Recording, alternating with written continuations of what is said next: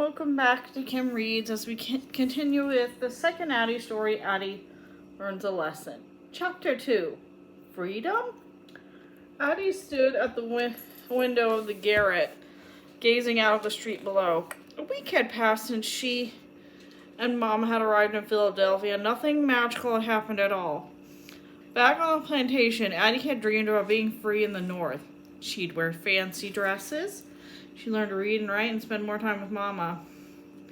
She had imagined everything would magically be better when she was free, but so far freedom wasn't the way she dreamed it would be. Mama worked long hours in the shop.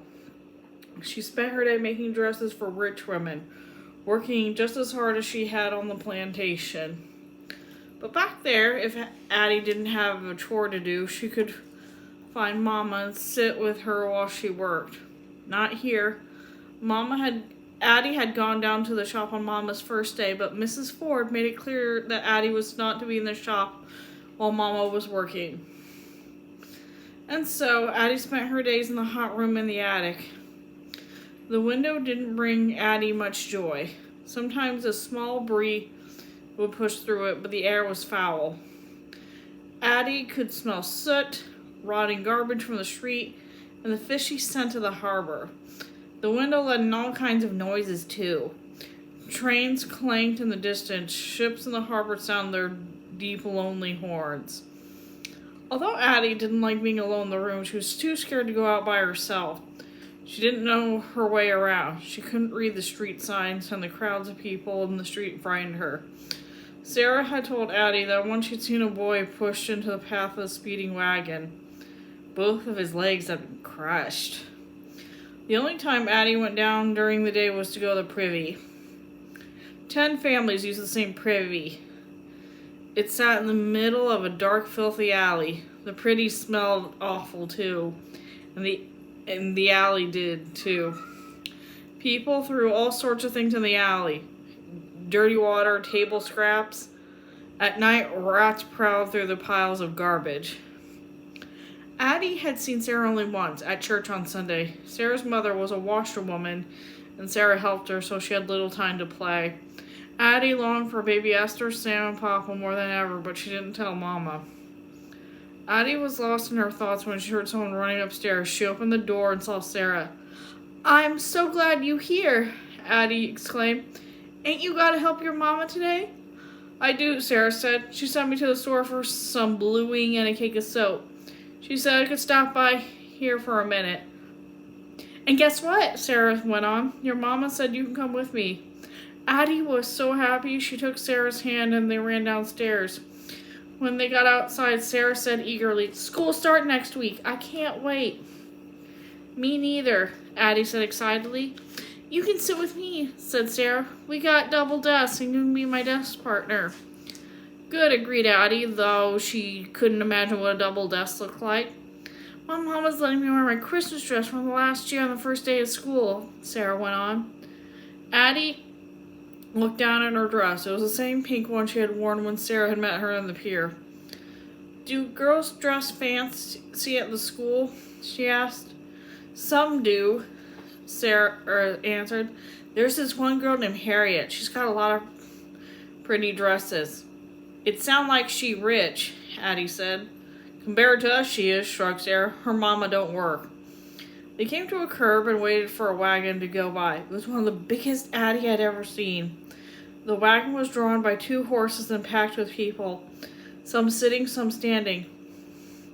"What kind of wagon is that?" Addy asked. "It's a streetcar," Sarah explained. "Streetcars go all over the city to take people to different places."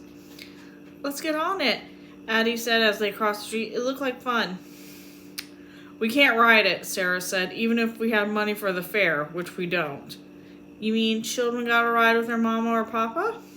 asked Addy. "No," Sarah said. "I mean they don't let colored people on the streetcar." Addy looked confused. "It's true," Sarah said. "There is a few streetcars for colored people to ride on, but we can only ride on the outside platform, even if it's raining or snowing. And they charge us colored folks the same fare they charge whites." "That ain't right," Addy said. "It ain't, but that's the way things is," said Sarah. When Mama came to the bed that night. Addy told her about the streetcars. This is where freedom's supposed to be at, Addy said. There ain't supposed to be things colored folks can't do. Honey, you're right, Mama said, turning over the pillows so the cool side touched Addy's cheek. But there's more to freedom than riding in a streetcar. There ain't nobody here that own us and beat us and work us like animals. I got me a paying job. You can go to school and learn to read and write. When you got an education, you got a freedom nobody can take from you. You'll still have it even if you never ride a streetcar. I wish you ain't have to work so hard, Addy said. We got to buy everything now. Food, candles, coals, and matches. And it all costs so much. Freedom got a cost, Mama went on. Just like Uncle Solomon told us before we left the plantation. It costs money and hard work and heartache. She kissed Addy's forehead. Be patient, honey. Things gonna get better, I promise. Now you go on to sleep. I got sewing to do. The first day of school, Mommy and Addy were up before the sun. Mama had washed, starched, and ironed Addy's pink dress so it looked like new. Then she braided Addy's hair in 2 braids and tied each with a ribbon that Miss Ford had given her from the end of a roll. When Mama finished, she hugged Addy. Do good in school now, Addy. You a smart girl. I'm gonna work hard, Mama, Addy replied as she hugged Mama back. Suddenly they heard someone running up the stairs. Sarah burst into her room without knocking. You ready, Addy? She asked. Sarah had on a dark green dress trimmed in white. It was old but clean and carefully mended. You look real nice, Sarah, Mama said. She handed Addy her lunch pail. Mama had tied a scrap of green and white cloth to the pail so Addy could tell her from the other children. Mama walked downstairs with the girls. Y'all be careful now. Watch out for them wagons and streetcars and don't talk to no strangers. Go straight to school and come straight back here after. Don't worry, Mrs. Walker, Sarah said. She hooked arms with Addy. I'm gonna look after Addy. I ain't gonna let nothing bad happen to her. The 6th Street School was a brick building near Trinity Church. Boys and girls had gathered out on the steps out front. All of them were black and they were all different ages. They were talking and laughing and playing. Addy felt scared, but she tried not to show it. She held tight to Sarah's hand as they walked past the other students and went into the building. Sarah showed Addy the way to the room, which was a classroom for boys and girls in the lower grades. Addy felt more nervous than ever when she saw the classroom. It was crammed with desks. In one corner was a large black stove. On 2 walls on the room were 2 huge black squares filled with writing. On another wall there was a large piece of paper filled with colorful shapes. What's that for? Addy wondered. A group of children was already in the room, talking happily to one another and looking through books. Addy was worried. She knew those children would soon find out she couldn't read or write. Addy held on to Sarah's hand, but she wanted to break away and run. Sarah's voice interrupted Addy's thoughts. Here come Miss Dunn, Sarah said. Addy watched as the teacher entered the room. Miss Dunn held her head high and her back straight. Her long skirt swung gracefully as she made her way across the room. She seemed to be gliding on air. Miss Dunn smiled at Addy and Sarah. Welcome back, Sarah, she said. And who is your friend? This here is Addy, Sarah answered. She's from North Carolina just like you, and she ain't never been to school before. Miss Dunn put her hand on Addy's shoulder. I'm so pleased you're here, Addy, she said. You know, I never went to school until my family came north.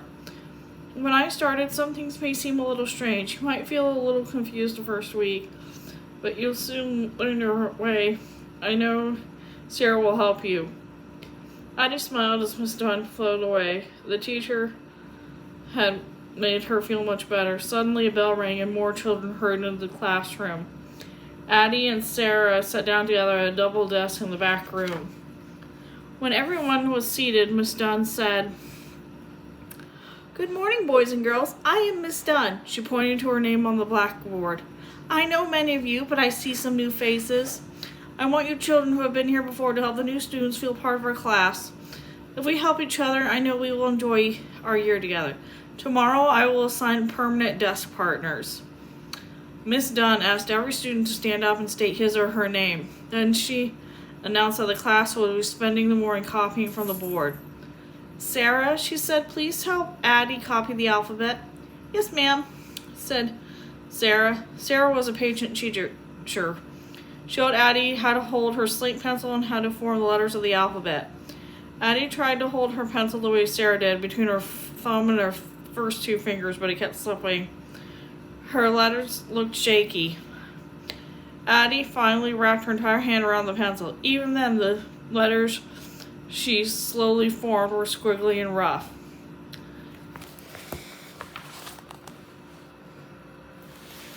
Miss Dunn stopped to look at Addie's slate. You're doing fine, she said, and then she wrote something outside the slate. This is your name. I want you to practice it.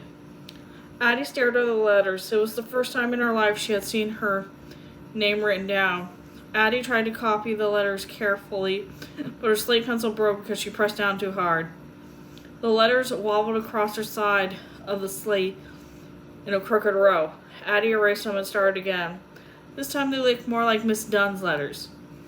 Sarah looked at Addie's slate. That's good, Addie, she said kindly. I can read it plain as day. A-D-D-Y. Addie had to smile. It had been a struggle, but she had written her own name just as she had dreamed she would. And now she had found something she had never even dreamed of when she worked in the tobacco fields. In Sarah, she had found a friend. And that's the end of that chapter. Thanks for listening. See you later.